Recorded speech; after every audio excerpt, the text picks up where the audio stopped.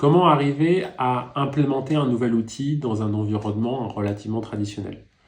Vous êtes à la direction informatique, vous êtes sur le cas de vouloir proposer un nouvel outil aux équipes métiers et vous subissez un enjeu de conduite du changement. C'est assez normal, les freins sont à peu près habituels.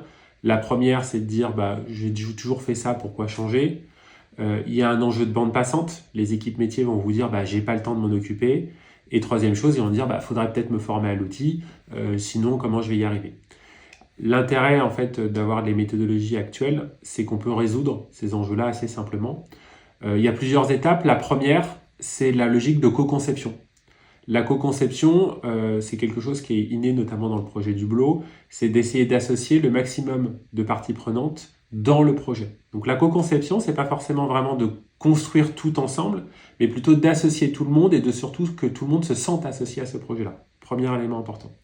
Deuxième chose, vous n'avez pas besoin de convaincre tout le monde. Il y aura toujours des détracteurs. Il vous faut plutôt quelques ambassadeurs. Donc l'enjeu pour implémenter correctement, c'est d'identifier vos sponsors métiers qui vont, entre guillemets, porter le projet.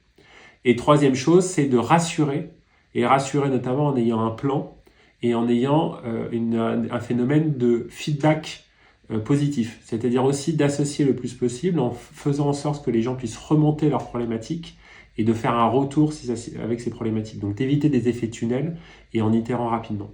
Et en faisant ça, vous allez créer une dynamique positive de projet et ainsi convaincre les gens. Bien évidemment, c'est pas toujours facile, mais en tout cas, si vous arrivez à appliquer cette technique de transparence, de cycle positif, vous allez faire en sorte que finalement, les gens vont être très contents et le projet qui semblait impossible va être réalisé très facilement.